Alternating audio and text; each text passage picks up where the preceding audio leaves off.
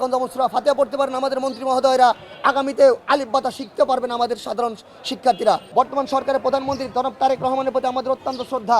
তিনি একজন মাজলুম, জুলুমের শিকার। তার কাছে আমরা বিনয়ের সাথে অনুরোধ জ্ঞাপন করব, আপনি কোনো হীন ষড়যন্ত্রের ফাঁদে পা দিবেন না।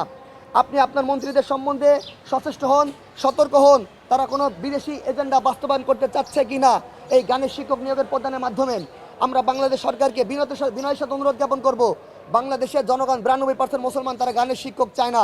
সুতরাং আপনি উপযাচক হয়ে দেশ এবং জনতার এবং আকাঙ্ক্ষা বিরোধী কাজ করলে আপনার মন্ত্রীদের কারণে আপনার প্রতি ক্ষতির সম্ভাবনা আমি মনে করছি। যদি আমাদের যে দাবিগুলোর কাছে আমি উপস্থাপন করতে যাচ্ছি, যদি সরকার গানের শিক্ষক নিয়োগ প্রদান থেকে বিরত না হয়, আমরা দুর্বার আন্দোলন গড়ে তুলব। তখন আমরা বিএনপির প্রতি মায়া মহব্বত দেখাতে গেলে আমাদের হচ্ছে না, তখন আমাদের মায়া মহব্বত দেখাতে হবে আমাদের আল্লাহ পাকের প্রতি, আমাদের ইসলামের প্রতি। আমাদের দায়বদ্ধতাকে সামনে রেখে আল্লাহ সুবহানাহু ওয়া তাআলার বান্দা হিসেবে তখন আমরা রাজপথে নামতেও কুণ্ঠাবোধ করব না।